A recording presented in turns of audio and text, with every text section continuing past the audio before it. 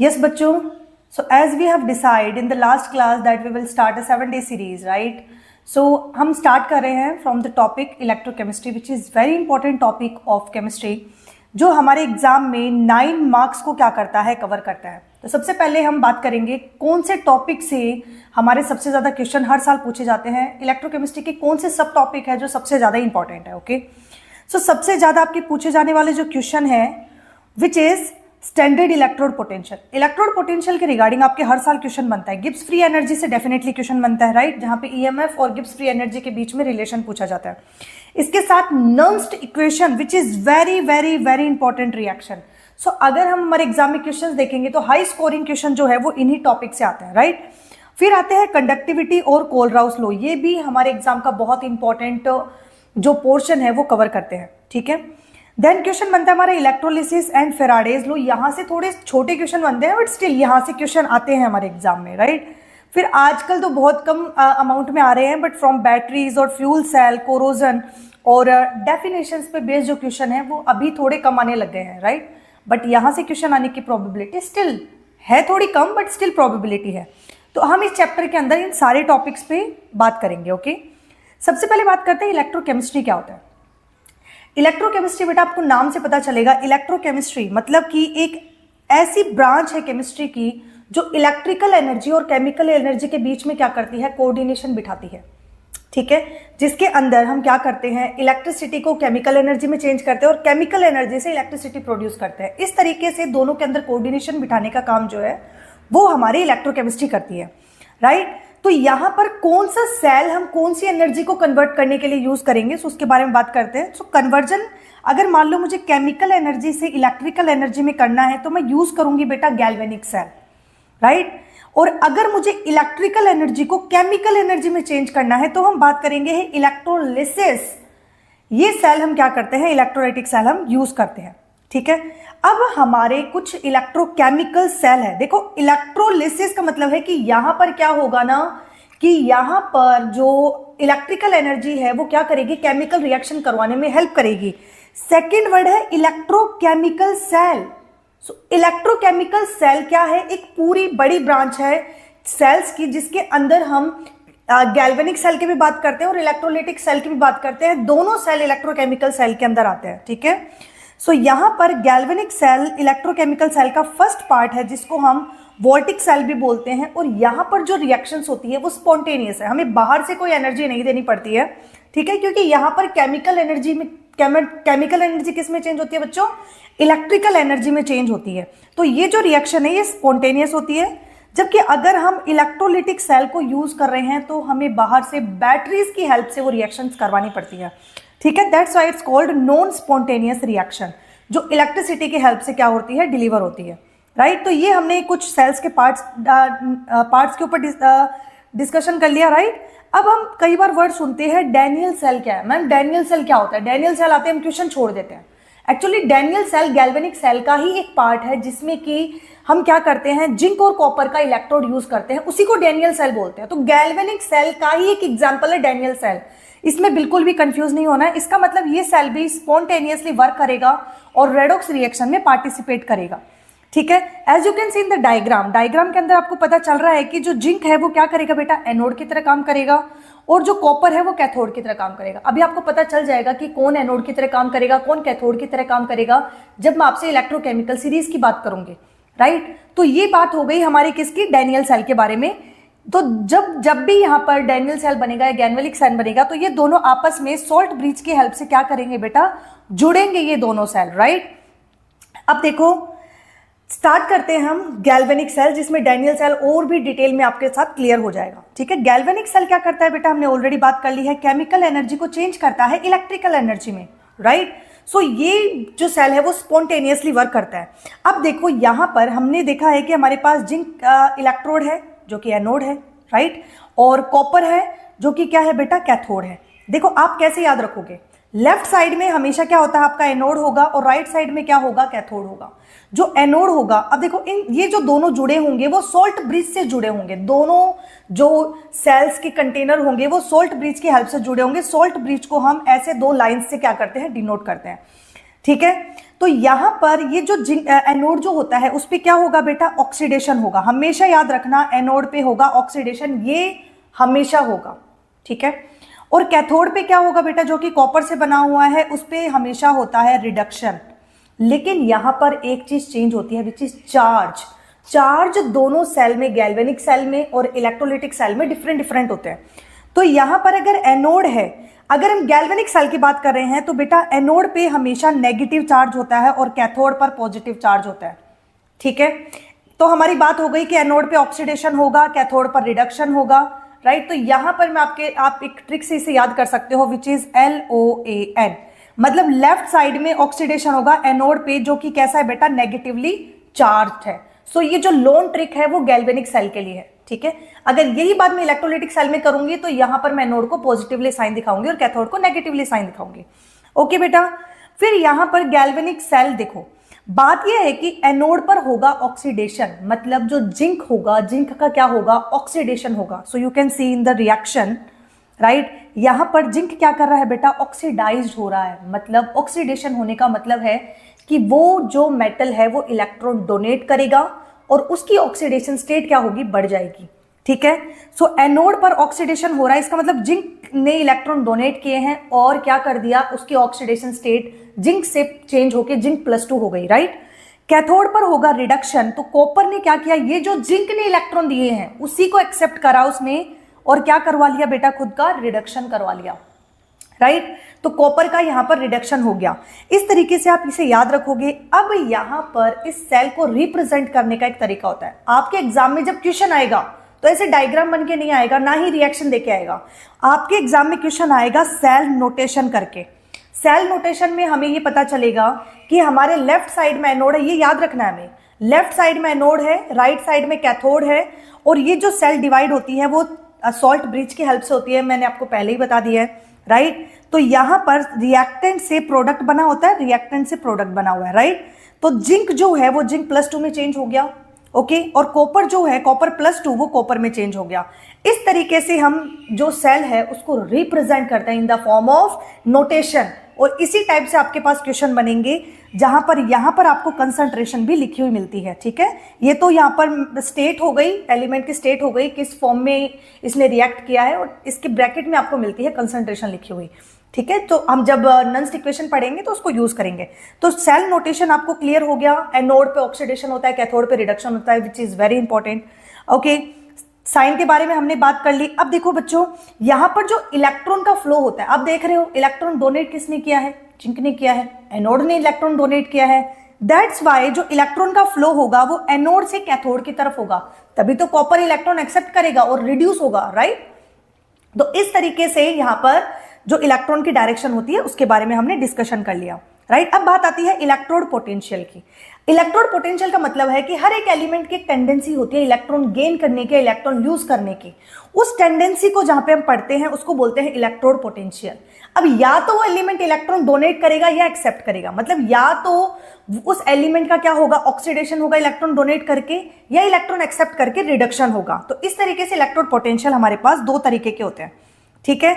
Mainly जो हमें questions में यूज करना है विच इज वेरी इंपॉर्टेंट, कि यहां पर हम जो यूज करते हैं वो स्टैंडर्ड रिडक्शन पोटेंशियल यूज करते हैं। रिडक्शन पोटेंशियल यूज करना है हमें, राइट। अब यहां पर स्टैंडर्ड का मतलब क्या है, देखो स्टैंडर्ड इलेक्ट्रोड पोटेंशियल हम जो लेते हैं वो हाइड्रोजन का लेते हैं, बिकॉज हाइड्रोजन का स्टैंडर्ड इलेक्ट्रोड पोटेंशियल 0 होता है। उसी के रिस्पेक्ट में हम बाकी एलिमेंट्स की बात करेंगे, ठीक है बेटा। अब देखो स्टैंडर्ड का मतलब क्या होता है उसके बारे में डिस्कशन करते हैं। तो स्टैंडर्ड मतलब एक कंडीशन है, एक सेल ऐसी कंडीशन पे बना हुआ है जहां पर उसकी जो कंसंट्रेशन है वो कितनी है बेटा, 1 मोल कंसंट्रेशन है, ठीक है, 1 मोलैरिटी है उसकी कंसंट्रेशन।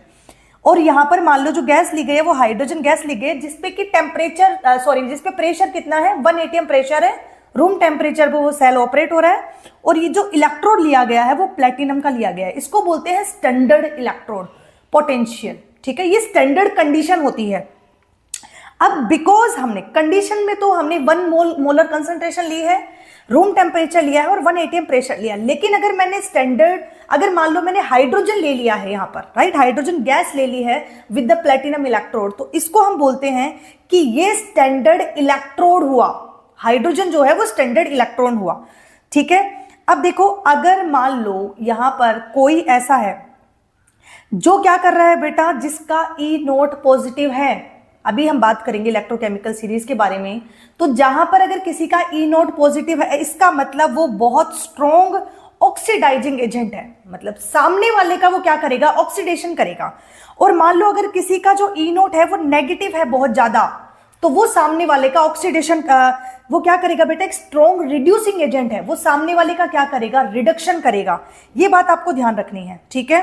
अब हम बात करते हैं इलेक्ट्रोकेमिकल सीरीज, क्वेश्चन आता है विच इज मोस्ट इंपॉर्टेंट। अभी जो हम डिस्कशन कर रहे हैं वो सारे ही ऐसे टॉपिक है जहां से क्वेश्चन बनते हैं, कुछ भी स्किप करने लायक नहीं है, राइट। तो यहां पर इलेक्ट्रोकेमिकल सीरीज वो होती है जो एलिमेंट को अरेंज करती है उनके स्टैंडर्ड रिडक्शन पोटेंशियल के बेस पे, राइट। ऑक्सीडेशन पोटेंशियल पे भी हम कर सकते हैं, बट हम जनरली रिडक्शन पोटेंशियल को यूज करते हैं।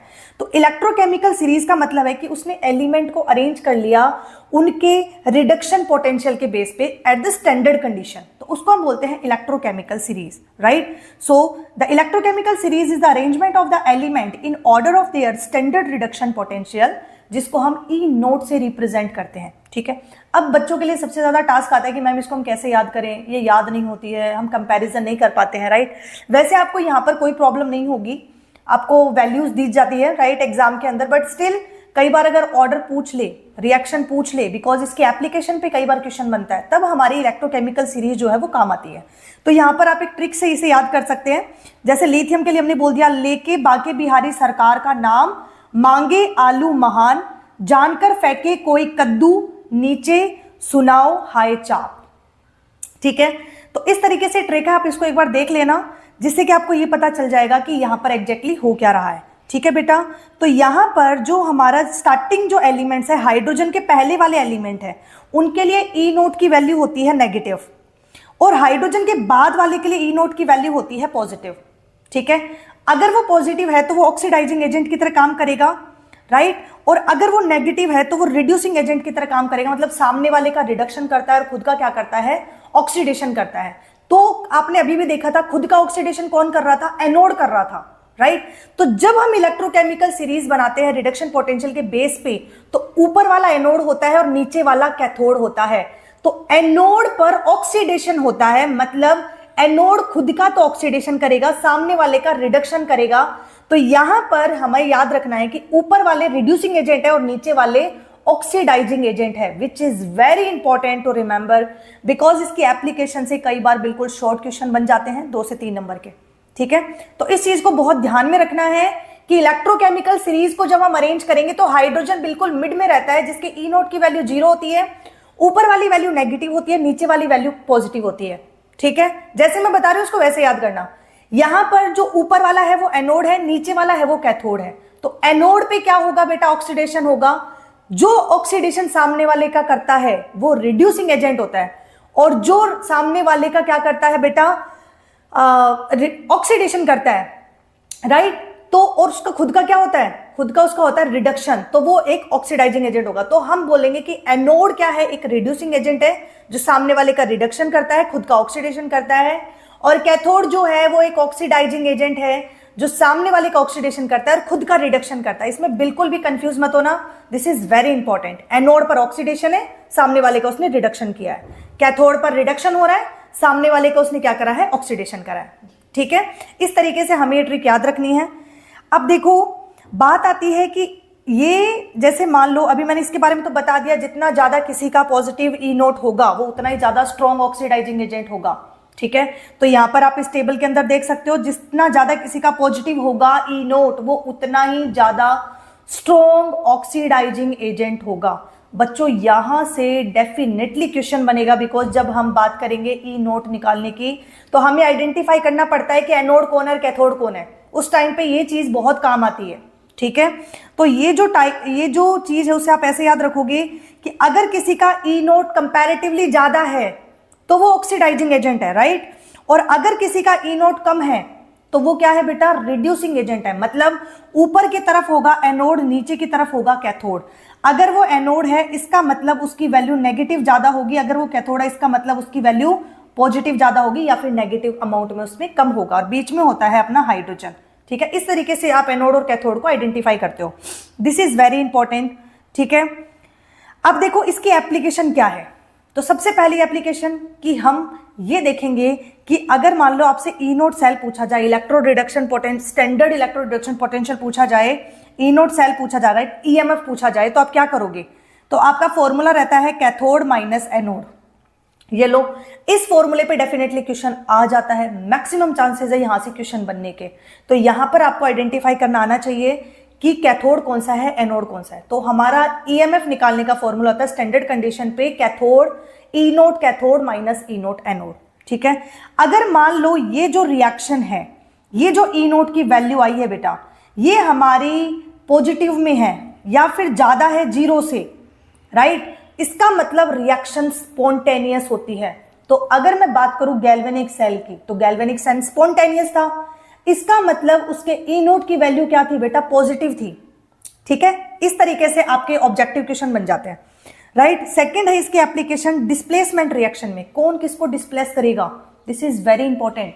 कौन किसको डिस्प्लेस करेगा, कहां पे डिस्प्लेसमेंट रिएक्शन होगी, राइट। तो देखो यहां पर जो डिस्प्लेसमेंट रिएक्शन है कैसे होगी बेटा? जो हायर मेटल होती है वो क्या करती है? लोअर मेटल को डिस्प्लेस करती है सीरीज के अंदर। ठीक है, तो जैसे मान लो हमारी जो जिंक है वो कहां था बेटा? ऊपर था जिंक, राइट। तो जिंक क्या करेगा बेटा? नीचे वाले को क्या करेगा? डिस्प्लेस करेगा, राइट। अभी देखो अपनी सीरीज, अगर हम बात करें जिंक की, तो जिंक कहां है? ऊपर है, राइट। कॉपर कहां है? नीचे है। सीरीज के अंदर जिंक ऊपर है। तो यहां पर इसका मतलब मेरा जो जिंक होगा वो क्या करेगा बेटा? सामने वाले खुद का क्या कर देगा? ऑक्सीडेशन कर देगा, और सामने वाले का क्या कर देगा? रिडक्शन कर देगा। तो यहां पर जिंक ने क्या कर दी? डिस्प्लेसमेंट रिएक्शन दिखा दी, राइट। तो बिकॉज ऐसा क्यों हुआ? क्योंकि जिंक जो है वो मोर नेगेटिव वैल्यू रखता है। जिंक जो है वो हमारा एनोड है और कॉपर जो है वो कैथोड है, राइट। तो अगर तुमने ऐसी कोई रिएक्शन रख दी कि जिंक, जैसे मान लो ऊपर वाला जो है वो हमेशा क्या करेगा? नीचे वाले को क्या करेगा? डिस्प्लेस करेगा। ठीक है, तो कभी भी, अब देखो इसका यूज क्या होता है, कभी भी हम ऐसे नहीं करेंगे जब हमें पता है कि अगर हमने ऊपर मेटल रखी है और नीचे सॉल्यूशन रखा है, कॉपर +2 क्या है? एक्वस सॉल्यूशन है, राइट। ये क्या है? एक सॉल्यूशन है। और जिंक क्या है? एक मेटल है। मतलब तुमने क्या किया है, यहां पर जिंक की तो ली है मेटल और तुमने कॉपर को लिया है सॉल्यूशन।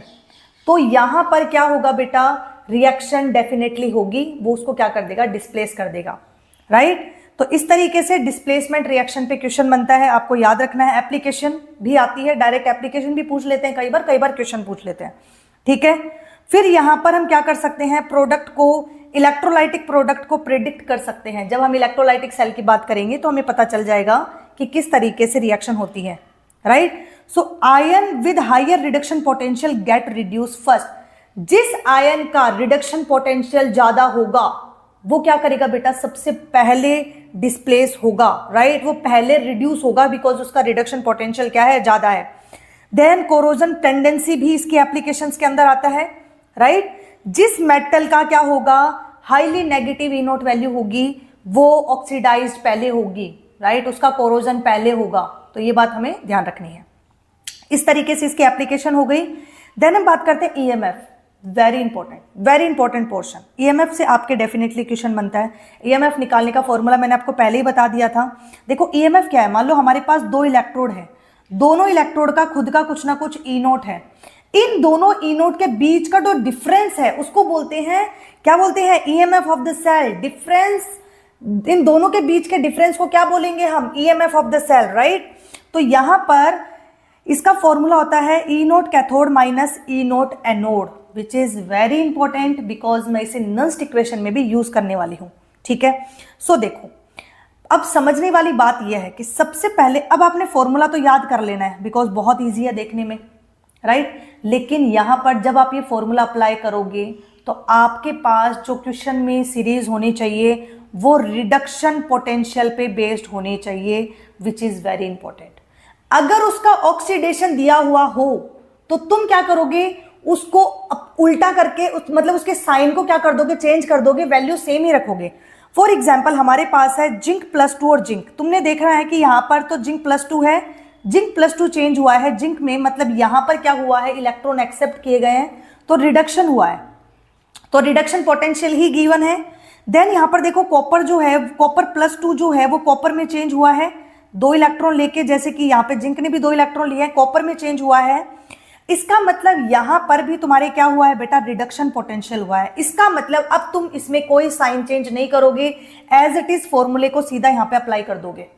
लेकिन अगर तुम्हें क्वेश्चन में दिया होता कि भाई तुम्हारे पास है जिंक जो चेंज हो रहा है जिंक +2 में, और तुम्हें वैल्यू दी हुई है -7, मतलब मान लो तुम्हें वैल्यू दी हुई है 0.76, तो अब तुम्हें पता चल रहा है कि जिंक +2 में चेंज हो रहा है, मतलब ये ऑक्सीडाइजेशन पोटेंशियल दे दिया है।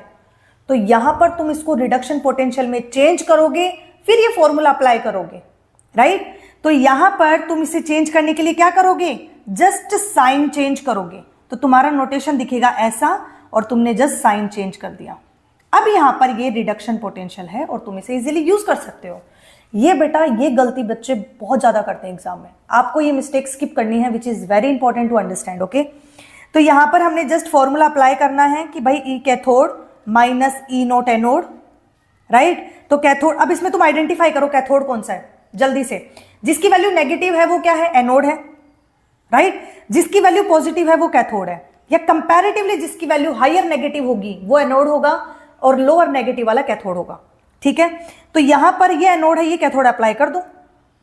+34 माइनस साइन के साथ ही रखनी है वैल्यू 0.76। जब आप इसको सॉल्व करोगे बच्चों तो आपके पास वैल्यू आ जाएगी 1.1 के अराउंड आ जाएगी, राइट, वोल्ट के अराउंड कुछ वैल्यू आ जाएगी। इस तरीके से क्वेश्चंस आपको आराम से सॉल्व कर लेने हैं, ठीक है। फिर देखो नेक्स्ट है, अब इसी पे बेस्ड है Nernst equation, which is very important. अभी तक हमने ई नोट की वैल्यू निकाली, और कैसे निकाली, ई nought cathode minus E nought anode करके, मतलब हमने स्टैंडर्ड पोटेंशियल पे तो ईएमएफ निकालना सीख लिया। लेकिन अगर मान लो कंडीशन ही स्टैंडर्ड नहीं है, कुछ भी कंसेंट्रेशन दिया हुआ है, कुछ भी प्रेशर दिया हुआ है, कुछ भी दिया हुआ है, तो स्टैंडर्ड कंडीशन नहीं रही, और अब हमसे पूछा जाए कि ईएमएफ क्या होगा, तो हम यूज करेंगे नर्स्ट इक्वेशन। मतलब नर्स्ट इक्वेशन तब यूज करी जाती है जब हमारे पास स्टैंडर्ड कंडीशन नहीं होती है और हमसे कोई ईएमएफ पूछ ले, तब नर्स्ट इक्वेशन हम यूज करेंगे, ठीक है। सबसे ज्यादा हाई स्कोरिंग एरिया है, यहां से क्वेश्चन बनता है, यू कांट स्किप इट। और नर्स्ट इक्वेशन में हम स्टैंडर्ड इलेक्ट्रोड पोटेंशियल यूज करेंगे, that's why you can't skip EMF at the standard condition, right. तो यहां पर देखो, जब हमें इलेक्ट्रोड पोटेंशियल कैलकुलेट करना होता है at the non standard conditions, then हम ये इक्वेशन यूज करेंगे, which is E is equal to E naught minus 0.0591 upon N log Q। log Q यहां पर है बेटा प्रोडक्ट अपॉन रिएक्टेंट, ठीक है। तो यहां पर जो E हुआ वो हुआ इलेक्ट्रोड पोटेंशियल, E नोट जो हुआ वो स्टैंडर्ड पोटेंशियल हुआ जो हम कैलकुलेट करके आए थे, E note cathode minus E note anode, right. यहां से हमने कैलकुलेट किया था, पॉइंट याद रखना, रिडक्शन पोटेंशियल ही होना चाहिए क्वेश्चन में, नहीं है तो साइन चेंज करेंगे, राइट। एन है नंबर ऑफ इलेक्ट्रॉन, जब हम रिएक्शन करवाएंगे तो कितने नंबर ऑफ इलेक्ट्रॉन हमने एक्सचेंज किए हैं वो एन डिसाइड करेगा। जैसे अभी मैं जिंक से चेंज कर रही थी, जिंक +2 इलेक्ट्रॉन इसने रिलीज कर दिए मान लो, तो यहां पर 2 इलेक्ट्रॉन का एक्सचेंज होगा, राइट। तो इसके लिए एन की वैल्यू हो जाएगी 2।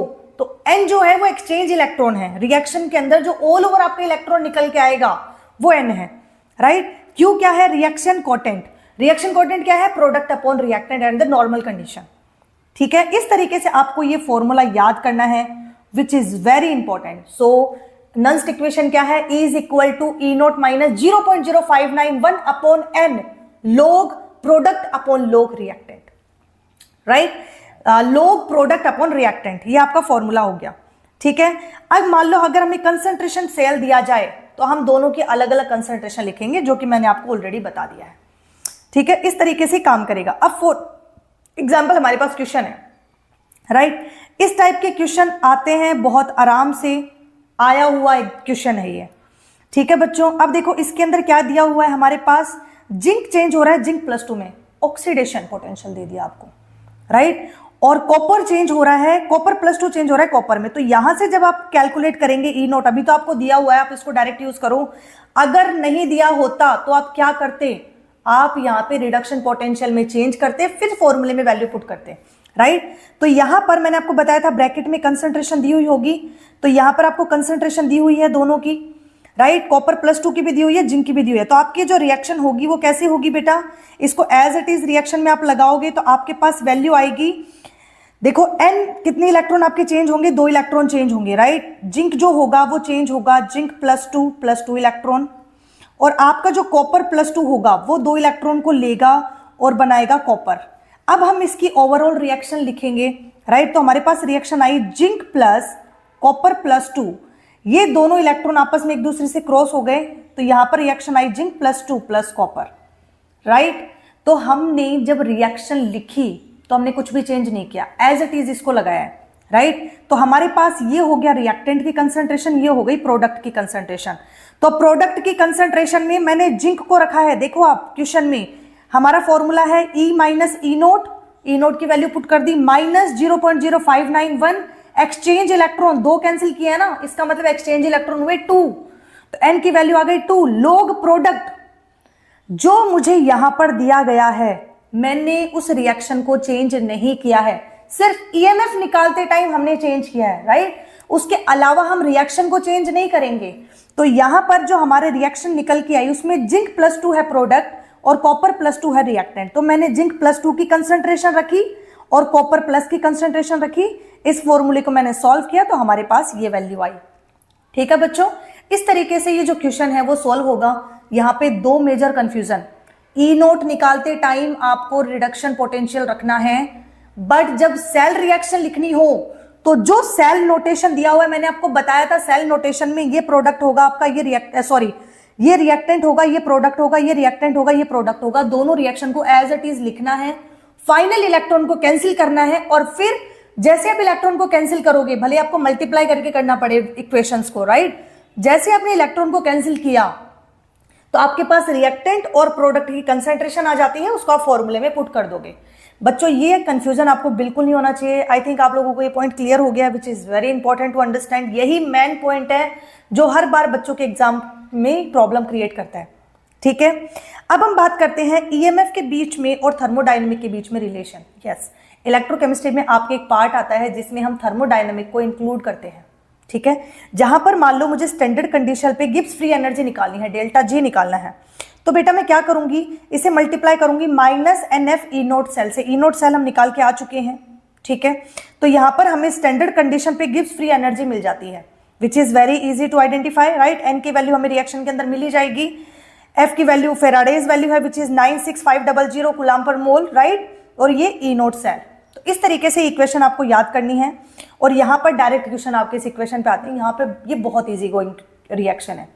ठीक है, फिर यहां पर अगर मान लो कि मुझे के साथ वैल्यू कैलकुलेट करनी पड़े, राइट, तो हम ये वाला फॉर्मूला लगाएंगे, that delta G naught equal to -RT ln K, right. और यहां पर इसी फॉर्मूले से अगर मुझे ई नोट निकालना पड़े, देखो डेल्टा जी को हमने के साथ भी, रिएक्शन कांस्टेंट के साथ भी कैलकुलेट कर लिया है, और हमने ई नोट के साथ भी के का रिलेशन देख लिया है। इसका मतलब ये जो इक्वेशन है, मेरा डेल्टा जी भी कैलकुलेट कर सकते हैं हम, और ई नोट भी के साथ में कैलकुलेट कर सकते हैं, मतलब हमने काइनेटिक भी इंक्लूड कर लिया यहाँ पर, राइट। तो ये थोड़ा कंफ्यूजिंग हो जाता है, जिसमें इलेक्ट्रोकेमिस्ट्री, काइनेटिक और हम क्या कर देते हैं बेटा, थर्मोडायनेमिक को इंक्लूड कर लेते हैं। ये 3 ही फॉर्मूले हैं जो थोड़े से कंफ्यूजिंग है।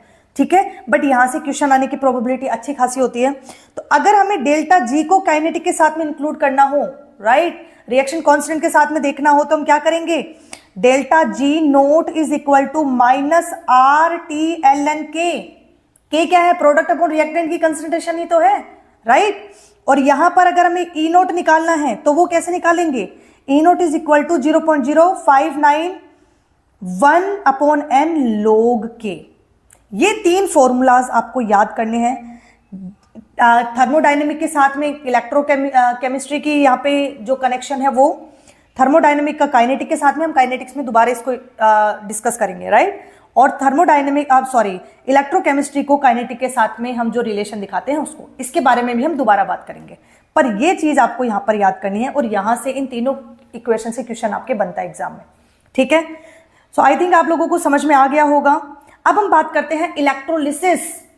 मैंने आपको ऑलरेडी बताया था, इलेक्ट्रोलाइटिक सेल का काम ही होता है, बिकॉज वो सेल ऑटोमेटिक तो ऑपरेट होता नहीं है, तो हम क्या करेंगे बेटा, बैटरीज की हेल्प से, राइट, डीसी सोर्स की हेल्प से हम उसे बाहर से एनर्जी देंगे कि वो रिएक्शन हो पाए। जैसे मान लो मुझे एक वाटर को डिसोशिएट करना है, राइट, तो वाटर का डिसोसिएशन अपने आप नहीं होता, तो मैं क्या करूंगी, मैं एक इलेक्ट्रोलिटिक सेल सेट करूंगी जिसमें मैं बाहर बैटरी की हेल्प से उसको क्या दूंगी, एनर्जी दूंगी, और वो जो वाटर मॉलिक्यूल है वो स्प्लिट हो जाएगा। ठीक है, इसका मतलब जो रिएक्शन ऑटोमेटिक नहीं हो रही है, मैं यहां पे इलेक्ट्रोलिटिक सेल की हेल्प से करवा सकती हूं, उसको बाहर से एनर्जी देके। That's why it's called non spontaneous type of cell, electrolytic cell, right. तो यहां पर अब देखो पहला डिफरेंस, वहां पर हमने गैल्वेनिक सेल में बात करी थी कि एनोड पर नेगेटिव साइन होता है, जबकि यहां पर एनोड पर होगा पॉजिटिव साइन, कैथोड पर होगा नेगेटिव साइन। लेकिन एक चीज सेम है, ऑक्सीडेशन तो एनोड पर ही होगा, राइट, और रिडक्शन तो कैथोड पर ही होगा। ये वाली बात आप ध्यान रखना, ठीक है। फॉर एग्जाम्पल हमने क्या करा है, इलेक्ट्रोलिसिस सेल सेट करा है at the molten state of NaCl। तो अब यहां पर हम NaCl को डिसोशिएट करेंगे। तो देखो जो कैथोड है, कैथोड उस पर क्या होगा बेटा, सोडियम का डिसोसिएशन होगा।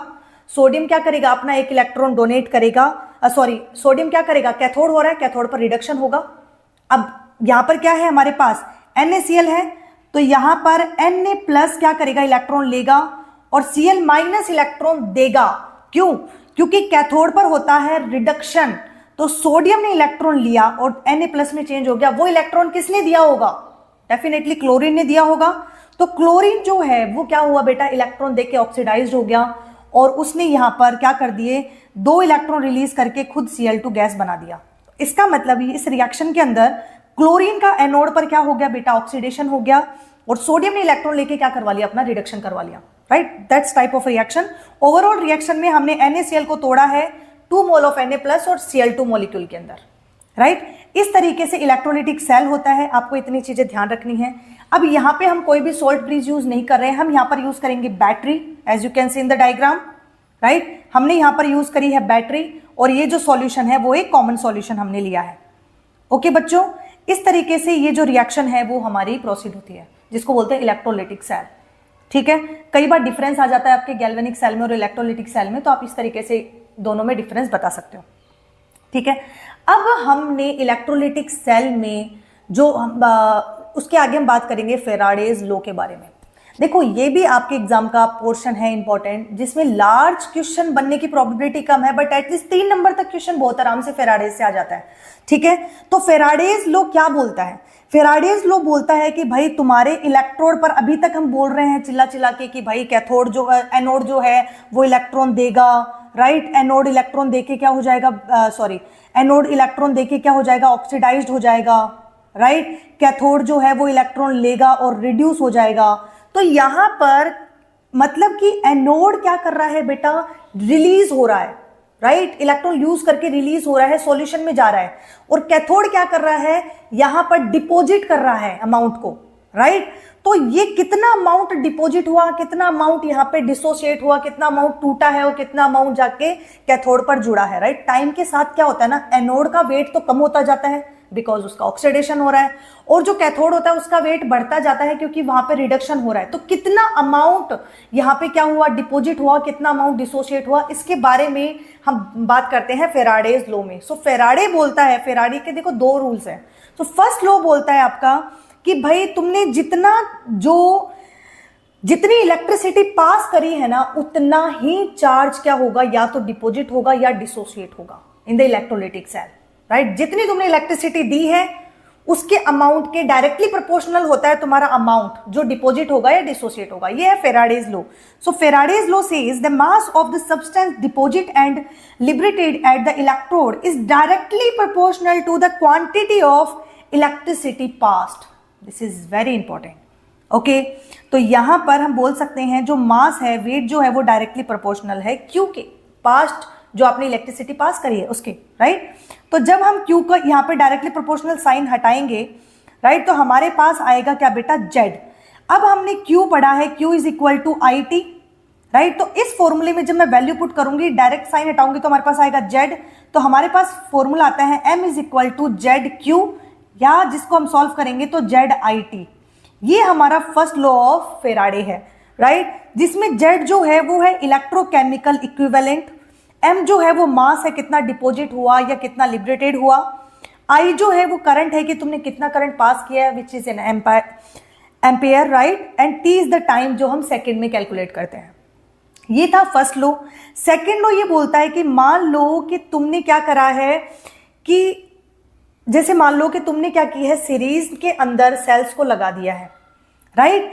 अब जो तुमने इलेक्ट्रिसिटी पास करी है उसमें, राइट, उसके इक्विवेलेंट वेट के डायरेक्टली प्रोपोर्शनल होगा कि उन पे कितना मास डिपॉजिट हो रहा है उन सीरीज में लगाई हुई सेल्स में, मतलब सीरीज में लगाए हुए सेल्स पे, या फिर कितना तो डिपॉजिट होगा या कितना लिबरेटेड होगा। ये डिपेंड करता है इक्विवेलेंट वेट पर। इक्विवेलेंट वेट क्या है बेटा, देखो इक्विवेलेंट वेट है मोलर मास अपॉन एन, कि कितने electron, number of electron exchange हुए हैं। तो सेकेंड लॉ ये बात करता है कि देखो when the same amount of electricity is pass through different electrolytes so the mass is deposit and proportional to their equivalent weight. मतलब कि तुमने यहां पर बहुत सारी, यहां पर मान लो तुमने सेल लगा दिए हैं और अब यहां पर तुम कितनी इलेक्ट्रिसिटी पास कर रहे हो उस पर डिपेंड कर रहा है। तुम इलेक्ट्रिसिटी तो सेम ही पास कर रहे हो, तो अब जो यहाँ पे अमाउंट डिपॉजिट हुआ है, लिबरेटेड हुआ है, वो डिपेंड करता है कि तुमने यहाँ पर कितना तुम्हारा जो इक्विवेलेंट वेट है उस पर डिपेंड करता है कि कितना अमाउंट डिपॉजिट होगा, कितना लिबरेटेड होगा। ठीक है, तो ये हो गया हमारा सेकेंड लॉ। जब हम इन दोनों को मर्ज करते हैं, राइट, जब हम दोनों फॉर्मूला को मर्ज करते हैं तो हमारे पास एक फॉर्मूला आता है विच इज, जो सबसे ज्यादा आपके एग्जाम में पूछा जाता है, जिसपे बेसिकली क्वेश्चन बनता है। या तो फेराडेज लॉ के बारे में थ्योरेटिकल बात करेगा, या फिर पर्टिकुलर जिस जगह से क्वेश्चन बनाएगा वो इस इक्वेशन से बनाता है। ठीक है, तो यहां पे m is equal to m which is molar mass I T, right, and upon NF। इस इक्वेशन से आपके क्वेश्चन बनता है, जहां पे F के बारे में हम ऑलरेडी बात कर चुके हैं, विच इज 96500 कूलाम पर मोल फेराडेज कांस्टेंट, राइट। और यहाँ पे N जो है वो एक्सचेंज, कितने इलेक्ट्रॉन एक्सचेंज हुए हैं वो है। M जो हमारा मोलर मास है, I जो है आपने कितना करंट पास किया और कितने टाइम के लिए पास किया है वो। इस फॉर्मूले को तुम्हें याद रखना है, यहां से तुम्हारे क्वेश्चन बनता है। फॉर एग्जाम्पल हमारे पास ये क्वेश्चन है, ठीक है, हमें ये बताना है कि कितना मास कॉपर जो है वो डिपॉजिट हुआ है। हमारे दी हुई है वैल्यू I की दी हुई है, टाइम हमें गिवन है, राइट, और यहां पर हमें मोलर मास गिवन है और N गिवन है। ठीक है, हमें ये बताना है कितना कॉपर डिपॉजिट हुआ है। तो बेटा कॉपर जो है, कॉपर का जो चेंज होते हैं इलेक्ट्रॉन वो +2 में होता है। ठीक है, इसीलिए यहां पर जो N की वैल्यू आ जाएगी वो आ जाएगी 2, राइट, N की वैल्यू आ गई 2। मोलर मास जो कॉपर का कई बार एग्जाम में आपके पास आ जाता है 63.5 है मोलर मास। 30 मिनट के लिए हुआ है, जबकि हमें टाइम लेना है सेकंड में, तो मैं 30 मिनट को सेकंड में चेंज करूंगी बाय द मल्टीप्लाई ऑफ 60। ठीक है, तो इस तरीके से हमारे पास सेकंड में वैल्यू आ गई और I की वैल्यू हमें ऑलरेडी दी हुई है 2 एम्पियर, राइट। तो हम जब फॉर्मूले में वैल्यू पुट करेंगे तो हमारे पास ये आंसर आ जाएगा। ओके, तो इस तरीके से तुम्हें फॉर्मूला याद रखना है, molar mass into N into time upon, okay, यहां पे हमारे पास क्या है, यस, हमारे पास है molar mass upon NF/IT। This is the formula value, right. तो इस तरीके से आपको ये फॉर्मूला याद रखना है। फिर बात करते हैं conductance, which is very important part. मैंने आपको स्टार्टिंग में ही बताया था कंडक्टेंस से आपके क्वेश्चन बनते हैं। कंडक्टेंस बेटा देखो, सबसे पहले बात करो रेजिस्टेंस।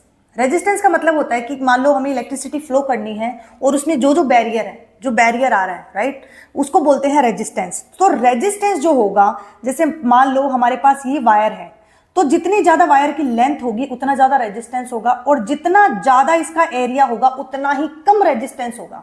तो हम ये बोलेंगे कि रेजिस्टेंस जो है वो डायरेक्टली प्रोपोर्शनल होता है L/A के। ठीक है, जब डायरेक्टली साइन हटाऊंगी तो आएगा रो, विच इज रेजिस्टिविटी। ठीक है बेटा, यहां पर L/A जो है, अब देखो जब हम इसका यूनिट देखते हैं, यूनिट्स आपको याद रखनी है, तो यूनिट होती है ओम। ठीक है, यहां पर R है, ये रो है रेजिस्टिविटी, L है लेंथ, A है क्रॉस सेक्शन एरिया। ओके बेटा, फिर बात करते हैं कंडक्टेंस की। देखो यहां पे जो L/A है ना, उसको बोलते हैं सेल कांस्टेंट। सेल कांस्टेंट ये आप हम यूज करेंगे, अभी थोड़ी देर में हम इसे यूज करेंगे। ठीक है, L/A को बोलते हैं सेल कांस्टेंट। फिर आती है कंडक्टेंस। कंडक्टेंस वो होती है जो क्या बोलते हैं, रेसिप्रोकल होती है रेजिस्टेंस की। ठीक है, तो यहां पर हमारे पास कंडक्टेंस की वैल्यू आ गई 1 रेजिस्टेंस। इसका मतलब रेजिस्टेंस का हमने यूनिट पढ़ी थी ओम, तो यहां पर कंडक्टेंस की यूनिट आएगी ओम इनवर्स, जिसको हम साइमंस भी बोलते हैं। ठीक है, यूनिट पे क्वेश्चन बन जाता है आपके कई बार ऑब्जेक्टिव। ठीक है, फिर बात करते हैं स्पेसिफिक कंडक्टेंस, जिसको हम K से डिनोट करते हैं, इसी को कंडक्टिविटी भी बोलते हैं। तो कंडक्टिविटी क्या होगी बेटा, यहां पर हम रो को यूज करेंगे। ठीक है। सो कंडक्टिविटी, अब देखो सबसे पहले कंडक्टेंस को समझते हैं, कंडक्टिविटी को समझते हैं। कंडक्टिविटी मतलब क्या है? इतनी देर तो हम कंडक्टेंस की बात कर रहे थे, लेकिन मान लो मैं 1 सेंटीमीटर क्यूब के अंदर अगर कंडक्टेंस देखना चाहती हूं तो उस टर्म को हम यूज करते हैं एज अ कंडक्टिविटी।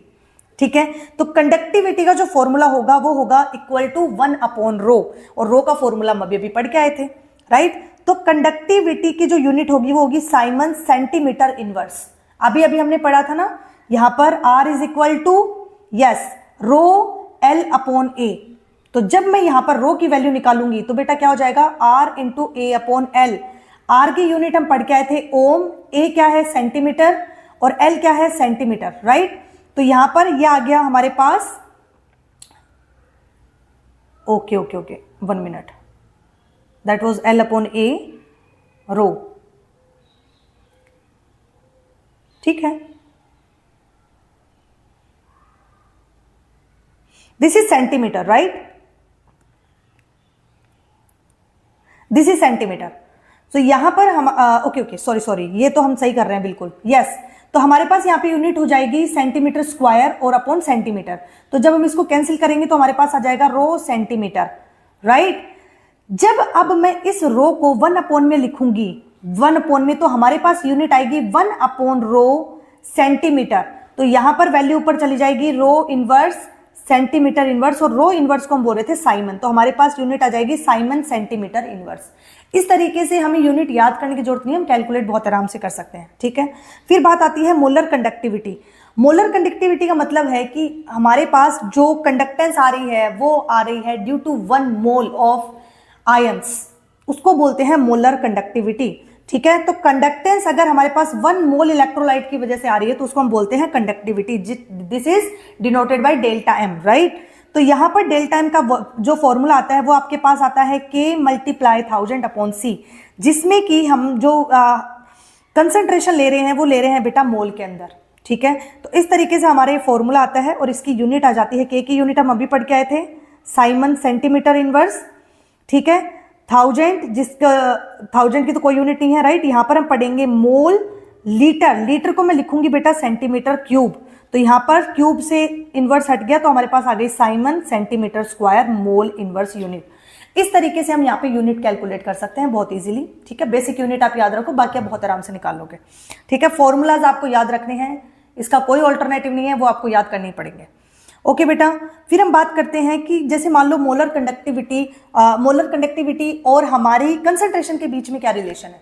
तो मान लो मेरे पास है ना स्ट्रॉन्ग इलेक्ट्रोलाइट है, स्ट्रॉन्ग इलेक्ट्रोलाइट है, इसका मतलब यहां पर जो हम बात करें तो देखो स्ट्रॉन्ग इलेक्ट्रोलाइट का अगर मैंने डाइल्यूशन किया, राइट, तो डेल्टा एम डेफिनेटली इंक्रीज होगा। तो हमारे पास जो ग्राफ बनता है स्ट्रॉन्ग इलेक्ट्रोलाइट का वो बेटा क्या बनता है, मोलर कंडक्टेंस और डेल्टा सी के बीच में, मतलब कंसंट्रेशन के बीच में हमारे पास जो कर्व बनेगा वो बनेगा स्ट्रेट लाइन कर्व, ठीक है। स्ट्रेट लाइन कर्व बनेगा। देखो इसकी इक्वेशन होती है delta M is equal to delta naught, right, minus A delta C, ये इसकी इक्वेशन होती है। यहां पर जो ए होता है वो कांस्टेंट होता है जो टेम्परेचर और बहुत सारे फैक्टर पे डिपेंड करता है, तो इसीलिए हमारे पास इक्वेशन आती है ये वाली, ठीक है। अब हमें पता है कि कंसंट्रेशन यहां पर जो इसकी जो सी की वैल्यू होगी वो ऑलमोस्ट 0 मानी जाती है स्ट्रॉन्ग इलेक्ट्रोलाइट के लिए, इसीलिए डेल्टा एम इक्वल हो जाता है डेल्टा नोट के और हमारे पास कर्व बनता है स्ट्रेट लाइन कर्व, ठीक है। लेकिन अगर वीक इलेक्ट्रोलाइट है तो जैसे जैसे तुमने डाइल्यूशन बढ़ाया वैसे वैसे क्या होगा बेटा, डाइल्यूशन बढ़ने पर तुम्हारे यहां पर डिसोसिएशन की जो अमाउंट होगा वो बढ़ेगा, कंडक्टेंस बढ़ेगी, ठीक है। तो यहां पर इसीलिए क्या होता है वीक इलेक्ट्रोलाइट में जो कर्व बनता है वो कैसा बनता है बेटा, कर्व लाइक कर्व बनता है इस तरीके से वीक इलेक्ट्रोलाइट का, ये तुम्हें याद रखना है, ठीक है।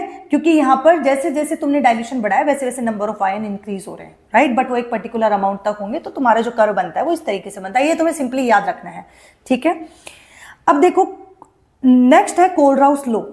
कोलराउस लॉ को पूरा पढ़ो, Kohlrausch law of independent migration of ion, मतलब कोलराउस बोलता है कि तुम्हारे आयन इंडिपेंडेंटली माइग्रेट कर सकते हैं, बट कंडीशन है कि उसे इनफाइनाइट डाइल्यूशन पे तुम लेके जाओ, उसका डाइल्यूशन करो इनफाइनाइट लेवल पर, देन जो आयन है वो इंडिपेंडेंटली माइग्रेट कर सकते हैं और तुम उसकी मोलर कंडक्टेंस हर एक आयन की अलग अलग काउंट कर सकते हो, ठीक है, ये होता है independent law of migration of Kohlrausch law, जहां पर जो हमारे इलेक्ट्रोलाइट होंगे, वैसे देखो अगर स्ट्रॉन्ग इलेक्ट्रोलाइट है तो वो तो वैसे भी किसी पे डिपेंड नहीं करतेंगे, राइट, वो तो वैसे किसी पे डिपेंड नहीं करेंगे।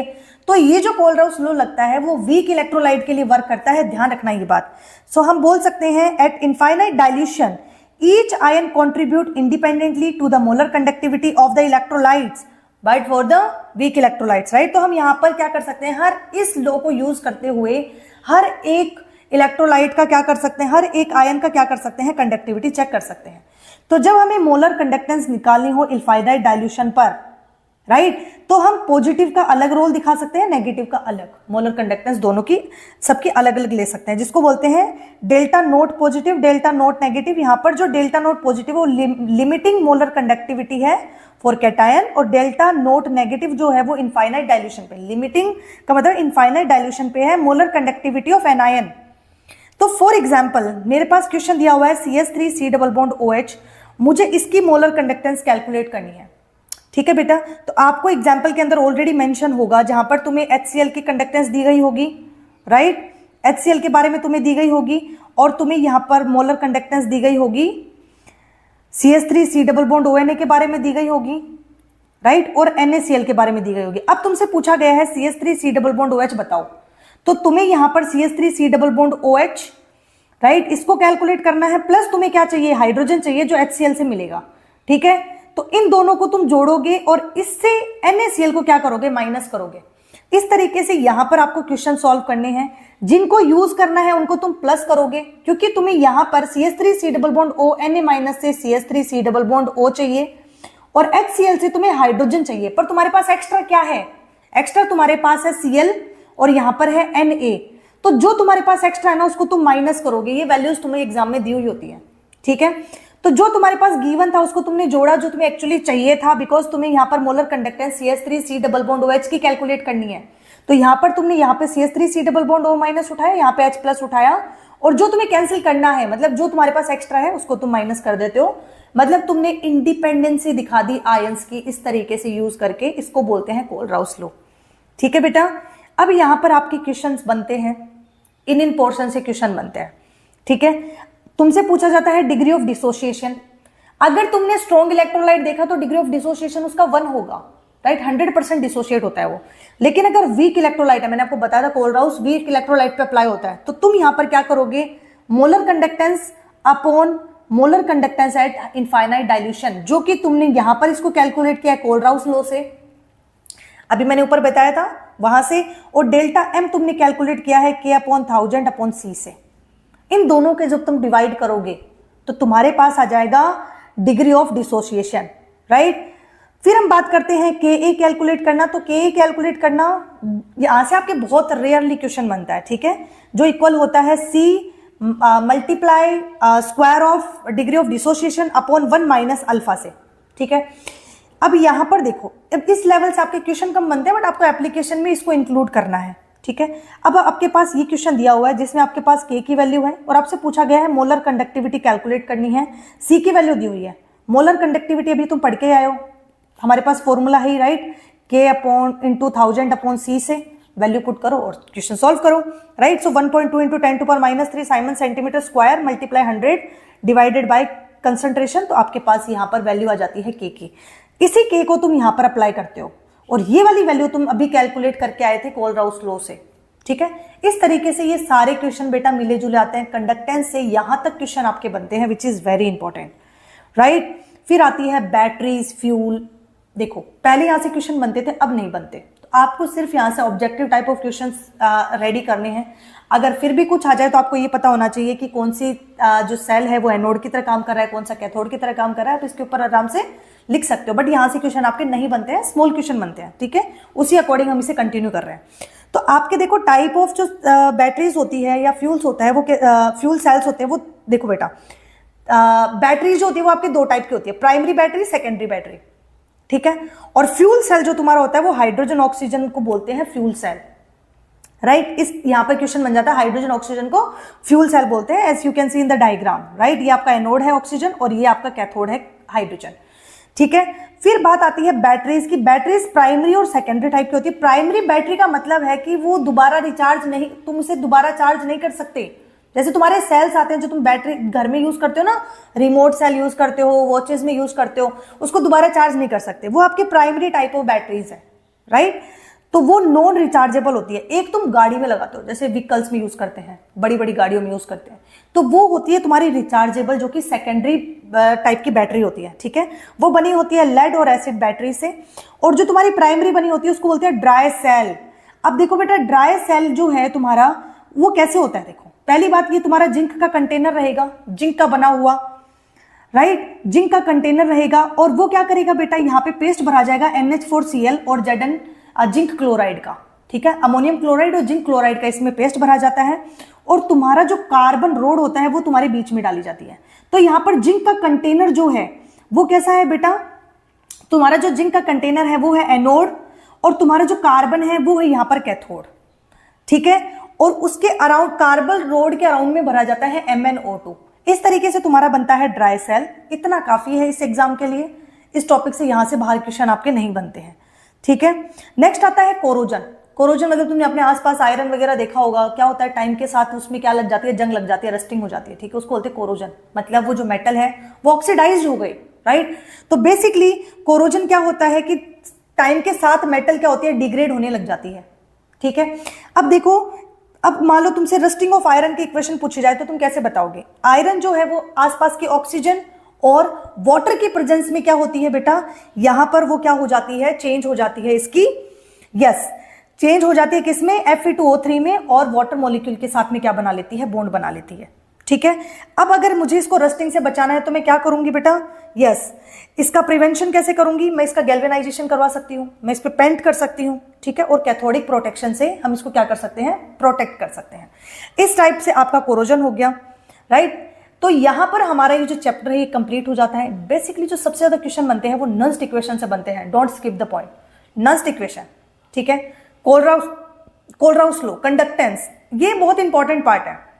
डिफरेंस बिटवीन गैल्वेनिक सेल और इलेक्ट्रोलिटिक सेल, ये आपके बहुत इंपॉर्टेंट पोर्शन है, यहां पे बिल्कुल स्किप नहीं करना है। लास्ट वाले पोर्शन में आपको जस्ट रीडिंग करनी है, दैट्स इट, इतना काफी है, ठीक है। अब जो आपके लास्ट में 5 ईयर टाइप, जो 5 ईयर से जो क्वेश्चन बन रहे हैं उसका कंक्लूजन इस PDF के अंदर मैंने आपको दिया है, ठीक है। You can read the question और आप उसको ट्राई करोगे बिल्कुल सॉल्व करने का, राइट। तो यहां पर पूरे आपके एग्जाम का, 5 साल के एग्जाम का कंक्लूजन है इस टॉपिक के अंदर, ठीक है। तो ये आपके 1-1 नंबर के क्वेश्चन इस टाइप के बनेंगे। फॉर एग्जाम्पल, अगर आपको आइडिया नहीं लग रहा है, राइट, अगर आपके 2 टाइप के क्वेश्चन बनेंगे 2-2 मार्क्स के, तो इस तरीके से बनेंगे, ठीक है। अगर आपके 3 मार्क्स के बनेंगे इस टाइप के बनेंगे, और यहाँ पर न्यूमेरिकल क्वेश्चन इस टाइप के आते हैं। ये सारा आपका 5 साल का ऑब्जर्वेशन है, आप इसको बिल्कुल समझते हुए टॉपिक को दोबारा